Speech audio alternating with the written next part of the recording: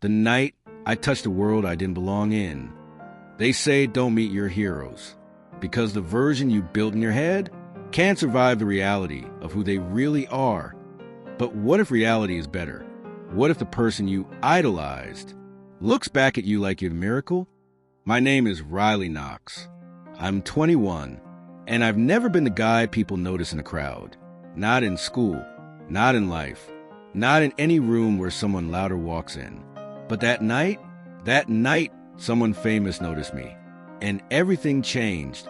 I grew up in Bloomington, Indiana, small town, safe, predictable. And then at 16, I heard him, River West, platinum albums, voice like thunder and silk, face like he was carved out of every teenage dream I never knew I had.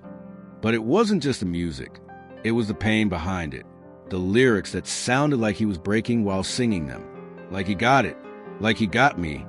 So I became a fan. Posters, playlists, backstage pass contests I never won. And deep down I told myself, he'll never know I exist. That's not sad. That's just how the world works. But then the impossible happened. River announced a secret one-night-only acoustic show in Chicago, limited to 150 fans. No big venue, no security chaos, just music, raw, clothes, real. I begged, I saved, I skipped shifts at the bookstore just to camp online. The morning tickets dropped, and by some miracle, I got in, row 3, seat D6, right in front of him. I remember walking into that dim, brick wall venue, feeling like I didn't belong. Everyone around me had that curated fan look, leather jackets, sharp eyeliner, confidence like currency, and I was just Riley, wearing the same denim shirt I wore to job interviews.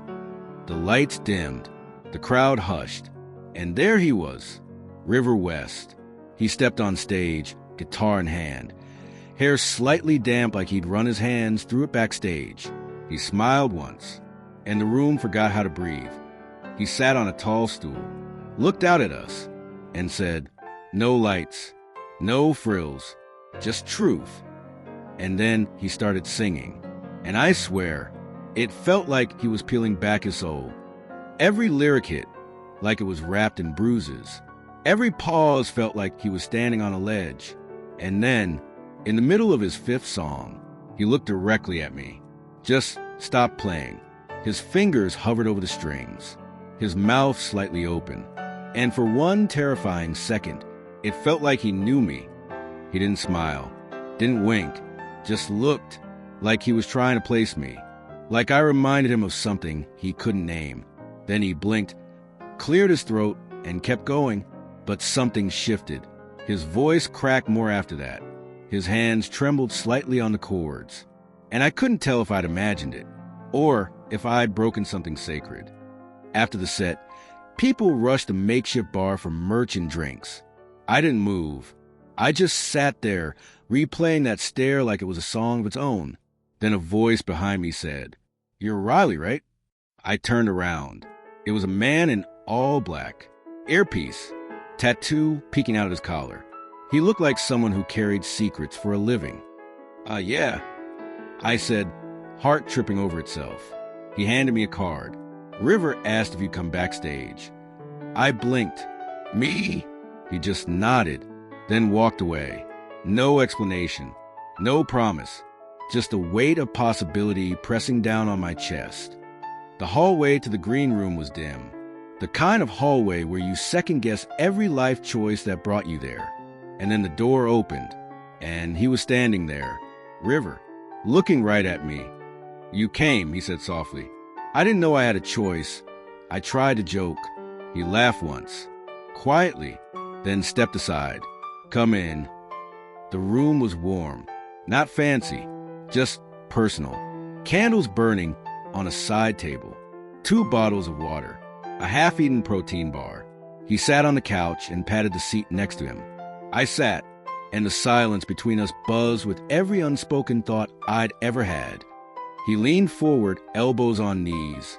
I know this sounds insane, but have we met before? I stared at him. No, I'd remember. He nodded slowly. That's what I thought. But when I looked at you, it felt like deja vu. Like I was looking at something I lost. I didn't know what to say, so I said nothing, which apparently was okay with him. He reached for his guitar, played a soft chord, then looked at me again. Do you believe in connection? I swallowed. Yeah, I think so. He smiled. Then maybe that's what this is.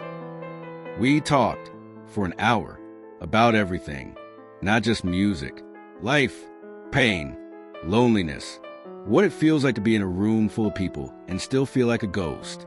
And the more he talked, the more I saw the real River, not the star, not the voice, but the man. And he was nothing like I imagined. He was more. At some point, he looked at me and said, "You're not like the others." I blinked. What do you mean? You're not here for the spotlight. You're not performing. You're just present. I felt my face flush. And I whispered, I've been listening to your music for years. It's the only thing that made me feel like someone out there knew what it felt like to be me.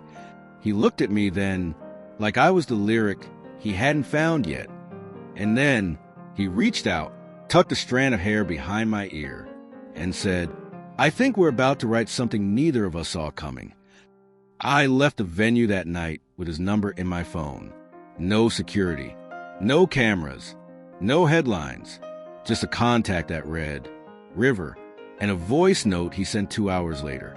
Just one line. I don't know why I feel this drawn to you, but I do, and I'm not ready to let it go. And neither was I, because somehow the fan met the star, and the spark was real. But this wasn't the end. This was just the first verse of a love song the world wasn't ready to hear. Have you ever fallen for someone you were never supposed to meet? Drop a comment. What would you do if your idol suddenly saw you? Like, share, and subscribe for part 2, because this story hasn't even hit the chorus yet. Part 2. His world didn't have space for people like me, but he let me in anyway. I didn't sleep that night. I just lay there, phone on my chest, that voice note still echoing in my ears. I don't know why I feel this drawn to you. It played over and over until I started whispering the words back to myself, like a prayer I didn't understand. By morning, the buzz of reality came crashing in, back to Bloomington, back to the bookstore job, back to pretending last night hadn't happened, except it had. Because when I checked my phone, there was another message from River Waterwave, still thinking about you. What's your week look like? That's the moment I realized he wasn't just being polite. This wasn't a meet and greet illusion. This wasn't a star throwing breadcrumbs to a fan for attention. River West remembered me, and he wanted more. We started texting, late night voice notes, random pictures of food, inside jokes I didn't even understand until I was laughing out loud on my break. And it was easy. God, it was so easy. Too easy. Like it wasn't allowed to be this simple. Not with someone like him. Not when I was just me. Then, 2 weeks later, he asked, You ever been to Nashville? I replied, only in my dreams. He texted back, Then let's fix that. And just like that, I was on a train to Tennessee. He picked me up in a black SUV. No entourage. No sunglasses disguise. Just River in a hoodie, smiling like he'd been waiting for me his whole life. I can't believe you came, he said as I got in. Me either. I whispered, heart racing. Good, he said, pulling into traffic, because I've been counting down the days. Nashville felt like a dream. Warm wind, live music drifting from every bar, skylines that shimmered even after the sun dipped. And everywhere we went, he kept me close. Not hidden, not secret, but protected. Like I mattered in a way I couldn't fully understand yet.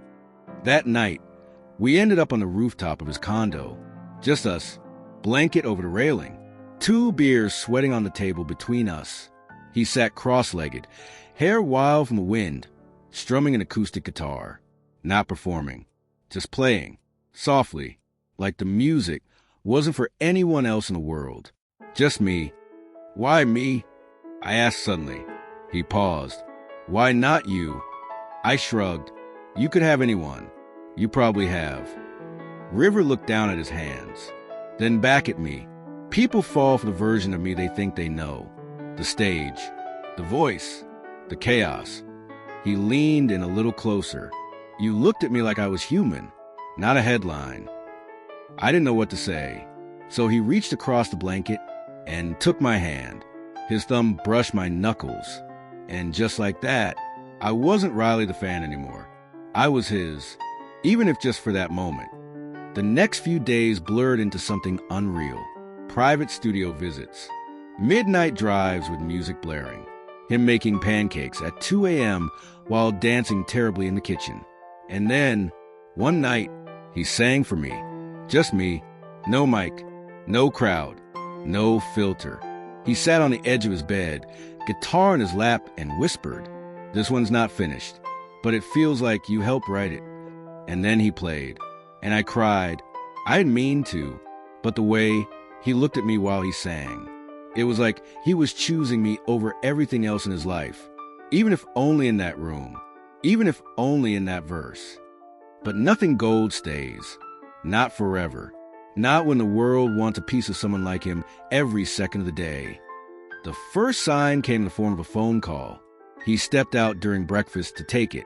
I stayed on the couch, mindlessly scrolling, heart still drunk on the night before. Then I heard it, his voice through the door. Not soft, not gentle, tense. "No," I said, "not yet. I'm working on something. Just give me time." Pause. She doesn't need to know. None of them do. I froze. She? Who was she? He came back in with a smile pasted too neatly across his face. And I knew something was off. I didn't ask, and he didn't tell, but it hung between us like static. That night, as we lay in bed, his back to me, I whispered, "River, am I just something temporary for you?" He didn't move, didn't speak for what felt like an hour. Then he said, "Everything in my life feels like it's on loan." He turned to face me. "But you feel like the first thing that's real." I wanted to believe him. God, I did. But I also knew real things don't have to be hidden. And that's what I still was. Hidden, unspoken, a risk. The next morning, I found a tabloid cover at the gas station. River West spotted reuniting with ex-fiancée in L.A. back on. My stomach dropped. I threw the magazine back on the rack.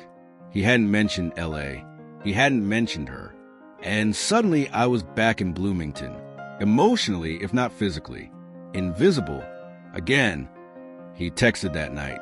"Don't believe everything you read." But he didn't explain. Didn't call. And I realized something then.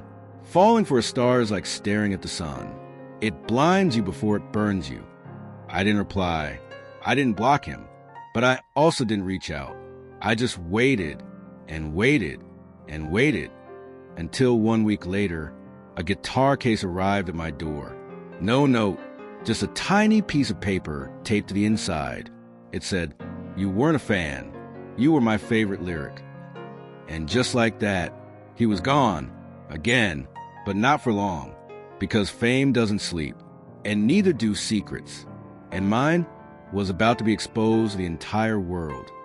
Part 3. I wasn't famous, but I was suddenly a headline. I kept the guitar case under my bed. Didn't open it. Didn't touch it. Didn't even look at it. Because if I did, I'd remember everything. His hands on the strings. His voice in the dark. His breath against my neck. When he said I made him feel real. But River West belonged to the world. And I was just a footnote in a chapter he'd never read out loud. Or so I thought. It started with a buzz on my phone. One of those random push notifications from a gossip site I never subscribed to. Who's the mystery boy in River West's Nashville apartment? I stared at it, blinking, frozen. Then another alert, and another, and then my face on the screen, pixelated, but me sitting on his balcony, barefoot, smiling. It was from that Tuesday afternoon. I didn't even know anyone was taking photos. I remember thinking it was the safest I'd ever felt. Turns out, I was being watched the whole time. I texted him. Twice. No answer. I called. Voicemail. And slowly, reality came crashing down. He wasn't protecting me. He was hiding me until he couldn't. The next morning, my Instagram exploded. DMs from strangers. Comments like landmines. You're so lucky. Is this even real? Clout chaser. Homewrecker. Who are you even? I deleted the app, turned off my phone, and still, somehow, I could feel the weight of all their eyes. Like I'd stolen something that wasn't mine. Even though he gave it to me. 3 days passed. Still no word from River. No calls. No texts. Not even a ghost emoji. I started wondering if I'd hallucinated it all. Maybe I imagined the night he played me that song. Maybe I dreamed the way he looked at me on that rooftop. But then came the podcast. An interview. Live streamed. I didn't want to watch it. I didn't want to need to. But I did. The host leaned in, smirking. So, River, who's the guy in your apartment? River laughed softly. Too softly. Almost rehearsed. I'm allowed to have friends, he said. The host pushed again. Friends, huh? Looked like a little more than that. River shrugged, sipped his coffee, changed the subject. And just like that, I disappeared again, in front of the entire world. Later that night, I pulled the guitar case out from under the bed, laid it on the floor, opened it slowly. It was his all right, signed under the bridge. To the boy who reminded me I still have a heart. R.W. I stared at those words, and I broke, not because I missed him, but because I knew he missed me too, and still chose to pretend. But fate has a funny way of not letting things stay buried. 2 weeks later, I was restocking shelves at the bookstore when I heard it. The jingle of the front door, the shift in the air, the sudden silence behind me. I turned around, and he was standing there, River, in my bookstore, in my town. No cameras, no fans, just him, and a look in his eyes I hadn't seen since Nashville. I blinked, froze, my hands still holding a stack of mystery novels. He took off his hood, walked slowly to the counter, and said, "Before you say anything, I'm sorry." I wanted to scream. I wanted to tell him I wasn't some backup plan, but all I could say was, "Why are you here?" He ran a hand through his hair. "Because I don't want to be brave on stage and a coward in love." Silence. Then, "I messed up," he continued. "I panicked. Everything got loud, fast, and I didn't know how to protect you without disappearing." "You disappeared anyway," I said, voice shaking. He nodded. "I know, and I hate myself for that." Then he pulled something from his coat pocket, a folded piece of paper. He slid it across the counter. I opened it. It was a lyric sheet, rough, scribbled, torn at the corner. The title? Riley's Song. "I'm recording it next week," he said. "But only if you let me. Only if you believe I mean every word." I looked up, eyes blurring. And for the first time since that balcony photo hit the web, I saw him. Not River West, the star, but the boy with bruised lyrics and shaking hands. The one who played guitar at 2 a.m. and whispered that I made him feel seen. "I don't need a song," I said. He froze. "I need you," I added. River stepped around the counter, closed the space between us, took my hands. "I'm here. No hiding. No headlines. Just me." We stood there, among paperback romances and dusty poetry. Two messy people trying to write something clean. And in that moment, the world outside didn't matter. Because he did. Because we did. But fame never sleeps. And love doesn't care who's watching. And soon, the real test would come. Not in the quiet, but in the noise. Part 4. We couldn't stay hidden forever. He stayed the night. Not in some dramatic, cinematic way. Not tangled in sheets with candlelight. He slept on the pull-out couch in my tiny apartment. His shoes by the door. His hoodie draped over the kitchen chair. And for the first time since we met, he looked like someone real.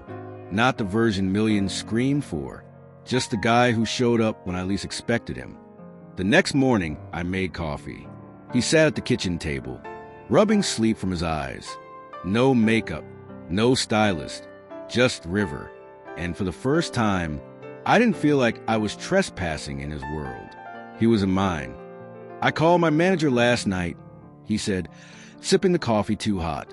I raised an eyebrow. "Oh." He nodded, told him if they try to spin any more fake headlines, I walk. I froze mid-bite of my toast. Seriously? River shrugged, like risking his career was casual. I've been playing a version of myself for years. I'm done with that. He looked at me, done pretending you didn't change everything. I didn't know whether to scream or melt, so I just stared at him, because deep down, I wanted to believe it. But I also knew the world didn't make things easy, especially not for people like him, or people like us. Later that week, he flew me to LA, private flight, no press, just me, River, and a nervous silence that neither of us knew how to name. His team had questions, and I was the topic. The car dropped us off at a glass building in the hills. His manager, Celeste, was already waiting. Sharp blazer, cold smile. She looked me up and down. No hello, just, "So this is the reason." River stepped in front of me. "This is Riley, and he's not a reason. He's mine." She blinked, smirked, then led us inside. River gripped my hand the whole way, and I could feel the tension building like static before a lightning strike. Inside the studio lounge, it felt like an intervention. Producers, PR people, his agent, everyone with folded arms and loaded eyes. One of them leaned forward and said, "You're trending again, River, and not for your music." Another one chimed in, "We've built your brand on being single. Romantic, dreamy. You throw this into the mix," he gestured toward me, "and we risk alienating half your base." I wanted to crawl out of my skin. River didn't flinch.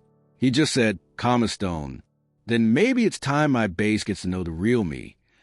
Celeste leaned back. "You think they're ready for this?" He glanced at me, and then back at her. "I'm not sure, but I am." They didn't argue after that, not because they agreed, but because they knew River wasn't bluffing. He had walked away from bigger things before. What they didn't understand was, this wasn't a PR risk to him. It was a life choice. That night, back at his place, we sat on his balcony, the same one the paparazzi photo was taken from. Only this time, we weren't hiding. He held my hand, laughed when I told him my high school nickname, even showed me a song he hadn't released yet. It was rough, unfinished, but the chorus, it went. I used to sing for everyone else, until I found the one who made the silence feel like home. I nearly cried again, but instead, I kissed him, and the world fell away for a while. The next morning, we went public. River posted a photo. Just us. Nothing dramatic. No caption. No explanations. Just his hand in mine. And the world exploded. Headlines. Fan theories. Think pieces. Half the internet celebrated. Half screamed betrayal. But River didn't back down. He tweeted one line the next day. "I won't apologize for who I love. Get used to it." And then he added a heart emoji. Blue, like my favorite color. Like the one on the hoodie he never gave back. But here's the thing about fame. You can't control the storm once it starts. And even love can't stop a wave that's already crashing. Because right when things felt steady, right when we thought the worst was behind us, something happened. Something neither of us saw coming. One night, while River was in the studio and I was scrolling alone, a message popped up in my inbox. No name, just a photo. And my heart stopped, because in that photo, River was kissing someone else. And suddenly, everything cracked open. Was it old? Was it recent? Was it even real? I didn't know, and I was too scared to ask. But I had to. I had to know. Because love isn't just about holding someone close. It's about knowing when to ask the question that could shatter everything. And I was about to, but I wasn't ready for the answer. Part 5, the photo that nearly destroyed everything. I just stared at the photo, over and over, zoomed in, zoomed out, refreshed my screen like it would change something. It was blurry, grainy, but not enough to hide what it showed. River, on some patio, wearing the same black hoodie I saw him leave in 3 nights ago, leaning in, mouth on someone else's. I tried to tell myself it wasn't real, that it was old, edited, fake, but deep down, something cold started pooling in my stomach, because he hadn't texted since that night. No voice note, no check-in, just silence. The next morning, I paced my apartment for an hour before calling him. No answer. I texted, "Can you call me? I need to talk." No reply. By the second day, I couldn't hold it in anymore. I sent the photo, attached with one line, "Is this real?"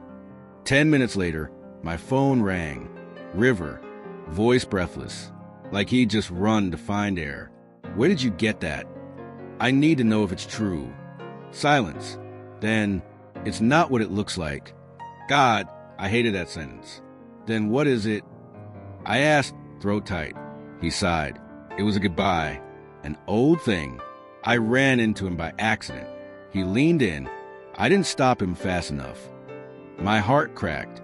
"You didn't stop him?" "I didn't kiss him back," he snapped. "But you didn't push him away either." I whispered. There was a long pause. Then River's voice softened. "I messed up. My hand was shaking now. You promised me no more hiding. No more fake versions of you." Was that promise just another lyric? "No," he said quickly. "It's real. You're real." That kiss meant nothing. But it made everything feel like a lie. I hung up, didn't wait for him to beg, didn't need him to, because I already knew. Trust doesn't break in explosions. It fractures. One picture, 1 second, one lie too many. 3 days passed. He texted, called, left voicemails. "I'm sorry. I'll fly to you right now. Please don't shut me out." But I did, not because I didn't love him, but because I did. And that's what hurt the most. My friend said I should forgive him.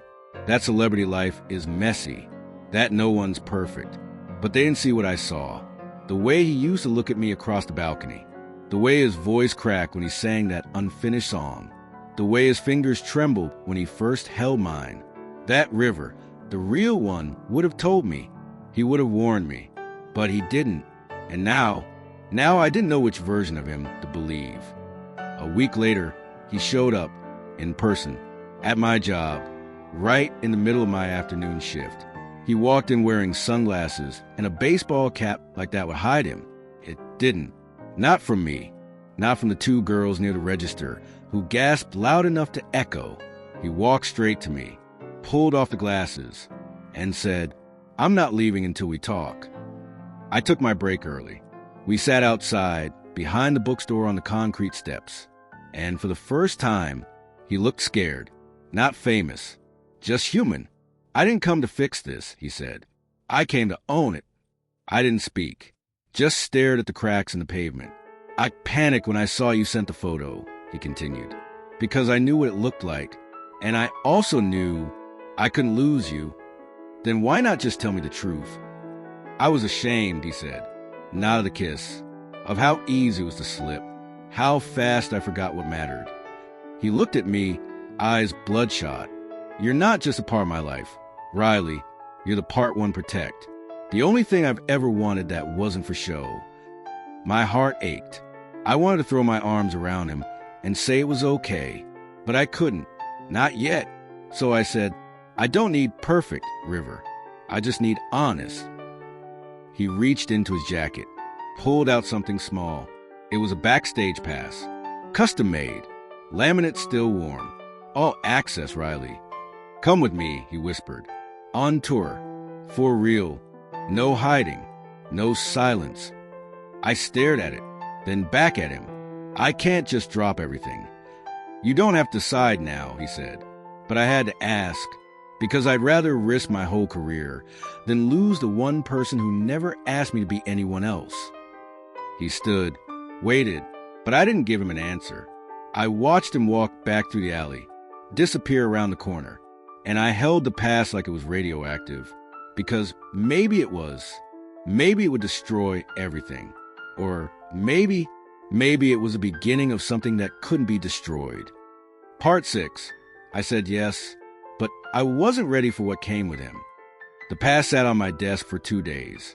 I didn't touch it, didn't move it, barely looked at it, but I felt it every second, like it was pulsing, waiting for me to decide if I was brave enough to step into his world again. On the 3rd day, I packed a bag. Just one. Nothing fancy. Couple of changes of clothes. Toothbrush. Nerves stuffed into every zipper. Then I sent a text. I'm in. Where do I meet you? He replied 2 seconds later.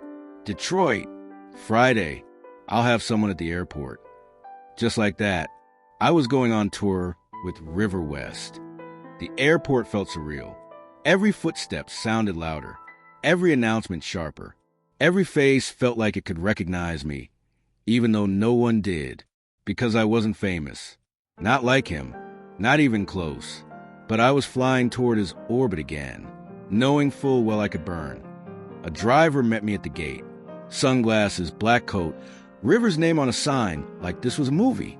He didn't talk much, just drove me through downtown Detroit until we pulled into a private entrance behind the stadium. I stepped out, my hand shaking, and then he was there, River, standing just outside the loading dock. No stage clothes, just ripped jeans and a beanie pulled low. When he saw me, he smiled, and I melted. I didn't think you'd come, he said. I almost didn't, I whispered. He reached for my hand. I'm glad you did. And just like that, the chaos of tour swallowed us whole. Backstage was a world of its own, people moving like ants, cords and cables like veins on the floor, techs shouting, guitars tuning, makeup artists yelling about humidity. But River, he pulled me through it all like I was the only one that mattered. This is Riley, he told everyone. He's with me. And no one questioned it, at least not out loud. That night, I stood side stage as he performed. Thousands of people screamed, held up signs, sang every lyric back to him like their lives depended on it.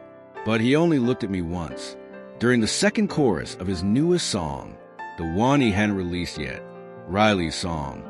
When he sang it, he didn't look at the crowd. He looked at me like the lyrics were carved straight from his ribs, like I was the only audience that mattered. After the show, he found me in the dressing room. Was it too much? He asked, breathless from high. I shook my head. It was you, I said, and I'm starting to understand why the world's obsessed. He laughed, but I saw it, that flicker in his eyes. The one that said fame was a weight, not a crown. We spent the next 3 weeks in tour cities. Boston, Philly, D.C. Every stop was a blur of hotel lobbies, stage lights, and secret hand touches behind curtains. And it felt right. Almost. But there were cracks. Fans started noticing. Photos got leaked. One of us sitting too close. One of us leaving the hotel through the same side door. One headline screamed, River West mystery guy, tour love or PR move? And suddenly, I wasn't just with him. I was being watched. River tried to shield me. He told his team I was off limits. He refused to take questions about me during press. But that only made them dig deeper. And then came the podcast episode that changed everything. A former backup singer from River's old tour made a guest appearance on a pop culture show. He smirked, dropped hints, suggested River's new boy wasn't really new. They were seen together months ago, he said, way before the public knew. So he was hiding him. The host asked, wouldn't be the first time River kept something under wraps. And just like that, our privacy became speculation. River paced for hours that night. I knew this would happen, he said, fists clenched. I knew they'd come for you. I touched his arm. I don't care what they say. You should, he snapped. They don't stop. They dig and twist and... He caught himself. Step back. I'm scared they'll ruin this before we even figure out what this is. He looked at me then, eyes softer, voice lower. Do you know what it feels like to finally be loved for who you are and realize you're not allowed to enjoy it? I nodded, because I knew exactly what that felt like. We held each other in silence. his heart pounding under my cheek, his hand gripping mine like he was afraid I'd vanish. But the storm wasn't over. It was just circling, because the next day, his publicist gave an ultimatum. You either define this relationship on your terms, or the media defines it for you. And suddenly, River had a choice. Keep hiding, or finally say it. Not to me, but to the world. And I didn't know what he'd choose. Because love makes you brave, but fame makes you afraid. And sometimes, they don't survive each other. Part 7, he said it out loud, and the world broke open. The press conference was announced like a thunderstorm. River West, live, national broadcast. No topics off limits. The internet lost its mind. Fans speculated. Commentators lined up. PR experts debated what it meant. Some thought it was about a new album. Others thought he was leaving the industry. A few whispered that he might finally come out.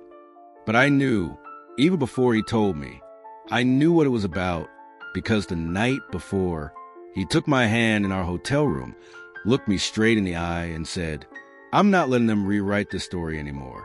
I'm going to say it, and I'm going to say your name." I didn't speak, didn't blink, just felt the air vanish from my lungs. He squeezed my hand. "If you don't want me to, I won't. But if you're ready, I want the world to know who you are." I should have been scared, but all I felt was this trembling warmth in my chest. I nodded. "Say it." The next afternoon, I watched from backstage as River walked out into a sea of flashing cameras. He wore black, no jewelry, no sunglasses, no distractions. Just him, raw, unfiltered. He stepped up to the mic, took a long breath, and began. "I've spent a lot of years writing songs for people I couldn't name," he said. People leaned in. Screens lit up. Hashtags exploded. I wrote about longing, about heartbreak, about the kind of love that makes you feel seen and terrified at the same time.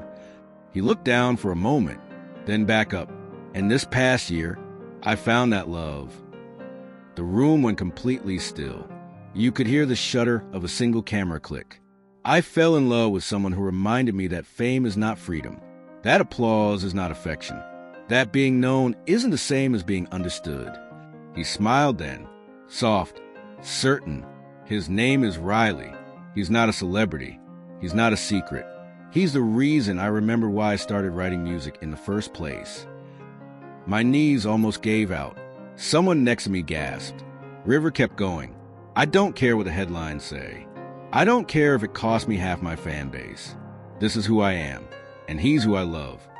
And just like that, he said it, in front of everyone. The man the world thought they knew just lit a match under his own legacy. To tell the truth, the fallout was immediate. The press erupted. Social media exploded. Hashtag River and Riley. Hashtag he said it. Hashtag love is love. Some people cheered. Others raged. Some called it brave. Some called it career suicide. But River, he didn't hide, didn't retract, didn't flinch. He posted a single photo of us that night. No filters, no captions, just us. And it got more likes than anything he'd ever posted. Still, the calls came in waves. Sponsorships paused. A festival pulled out. One label executive told him flat out, "We didn't sign you to be political." River replied, "I didn't fall in love to be profitable." He lost some things, but he didn't lose me, and I didn't lose him. One night, as we lay in a rented hotel bed in Chicago, I asked him, "Do you regret it?" He turned toward me, eyes heavy, voice quiet, only that I didn't do it sooner.